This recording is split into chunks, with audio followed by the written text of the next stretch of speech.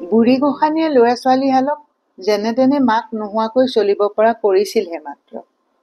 কীৰ্তিচন্দ্ৰয়ো গা ধুওঁতে প্ৰকাশৰ পিঠিখন ঘঁহি দিয়া, ছোৱালীজনীক মূৰটো খনিয়াই চোলাটো পিন্ধাই দিব পৰা হৈছিলহে। তেনেকুৱাতে সোণাঝুৰিৰ আকাশত ঘনাই উৰাজাহাজ উৰিবলৈ ধৰিলে। আৰু এদিন আবেলি বেলিকা সকলোকে অবাক কৰি হাতত চামৰাৰ চুটকেছটো লৈ সুৰুজপ্ৰভা পদূলিমুখত ৰিক্সাখনৰ পৰা নামিলহি। আচম্বিতে মাকক অহা দেখি চোতালত খেলি থকা ল'ৰা ছোৱালীহালে আমাৰ আইমা আহি গ'ল, আমাৰ আইমা আহি গ'ল বুলি পদূলিৰ ফালে ঢপলিয়াই আহিল। ঘটনাৰ আকস্মিকতাত বুঢ়ী গোসাঁনীয়ে হাঁহিবনে কান্দিব একো থিৰাং কৰিব নোৱাৰি দৰক মাৰি দুৱাৰ মুখতে ৰ'ল। বিশ্ববিদ্যালয় বন্ধ কৰি দিয়া হৈছে। ছাত্ৰ ছাত্ৰী সকলোকে গুৱাহাটী এৰি নিজৰ নিজৰ ঘৰলৈ ঘূৰি যাবলৈ নিৰ্দেশ দিয়া হৈছে। চীনা সৈন্য আহি তেজপুৰ পাইছেহি। সুৰুজপ্ৰভাই এই প্ৰথম সোণাঝুৰি গাঁৱৰ মানুহৰ চোতাল গৰকিলে। দেশৰ বাবে সমাজৰ বাবে কিবা এটা কৰিবলৈ হলে আঁৰত থাকিলে নহব, থল গৰকিবলৈ শিকিবই লাগিব। এইষাৰ কথা সুৰুজপ্ৰভাই স্বাধীনতা সংগ্ৰামত প্ৰত্যক্ষভাৱে জড়িত হোৱা তেওঁৰ পিতাক খুৰাকৰ মুখত প্ৰায়ে শুনিছিল। চীন ভাৰতৰ যুঁজখনত আমাৰ সৈনিক জোৱানসকলক আমি যেনেকে পাৰো সহায় কৰিবই লাগিব, নহলে আমি অত কষ্টে অৰ্জা স্বাধীনতা অথলে যাব। আমি খালৰ পৰা ওলাই পিটনিত পৰিম। নিজৰ ডিঙিৰ নেকলেছডাল খুলি দি নগোসানী আৰম্ভ কৰাৰ পাছতেই ডেমকয়ানী বুঢ়ীয়ে কাণৰ কেৰুযোৰ খুলি আগবঢ়াই দিলে। ভদ্ৰকান্তৰ ঘৰৰ পৰা 4 অনা সোণ দিলে। বাকী 10-12 ঘৰে এটকা, 10 অনা, 8 অনা যি পাৰে টকা পইচা দিলে। যুদ্ধ সাম কাটিল। চীনা সৈন্য উভতি গ'ল। সোণাঝুৰিৰ ভালেখিনি মানুহৰ লগত সুৰুজপ্ৰভাৰ সম্পৰ্ক গঢ়ি উঠিল। কিছুমানৰ লগত সমৰ্থনৰ, আন কিছুমানৰ লগত বিৰোধৰ সম্পৰ্ক।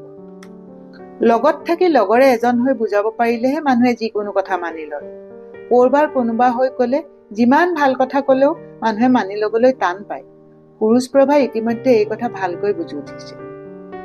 আৰু এনেকৈ সুৰুজপ্ৰভাৰ যেন এতিয়া সোণাঝুৰিৰ মানুহখিনিৰ লগৰে এজন হবলৈ মন গৈছে। এই কথাটোৱে তেওঁক লক্ষ্যচ্যুত কৰিবনে, তেওঁৰ যাত্ৰা ভৱিষ্যতে উচিত লক্ষ্যৰ পিনে পোনাই দিব, তাকেহে তেওঁ সদ্যহতে ধৰিব পৰা নাই। স্কুল কলেজবোৰ পুনৰ নিয়মীয়াকৈ চলিবলৈ আৰম্ভ হৈছে। সুৰুজপ্ৰভা গুৱাহাটীলৈ যোৱাৰহে কোনো উমঘাম নাই। গুৱাহাটীৰ বিৰিঞ্চি উকিলে সুৰুজপ্ৰভালৈ দিয়া চিঠিখন পাইহে কীৰ্তিচন্দ্ৰই উৰহী গছৰ ওৰ পালে। তাৰমানে কাকো নজনোৱাকৈ MA পঢ়াৰ নামত পানী এচলু দিয়া বুলি সুৰুজপ্ৰভাই চিঠিৰে বিৰিঞ্চি উকিলক জানিবলৈ দিছিল। বিৰিঞ্চি কুমাৰ মহন্ত গুৱাহাটীৰ উচ্চ ন্যায়ালয়ৰ উকিল, সুৰুজপ্ৰভাৰ দূৰ সম্বন্ধীয় বৰদেউতাক। তেখেতৰ ঘৰতে থাকি সুৰুজপ্ৰভাই বিশ্ববিদ্যালয়ৰ ক্লাছ কৰিছিল। চিঠিত তেখেতে লিখিছে, তোমাৰ উদ্যম আৰু দায়িত্ববোধ শলাগিছো।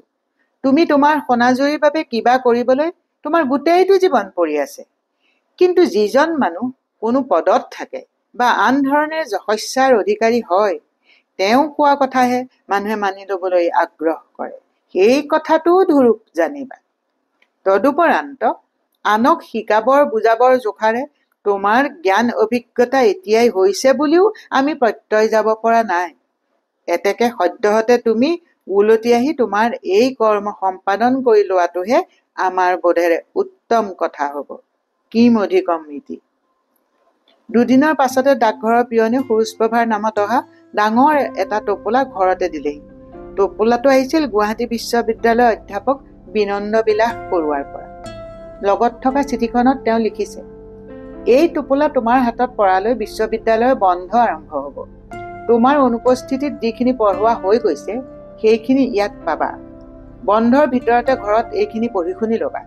বন্ধ খোলাৰ দিনৰ পৰাই পুনৰ শ্ৰেণীকোঠাত তোমাক পাব লাগিব। ভাগিন দুটাক মৰমৰ চুমা দিবা।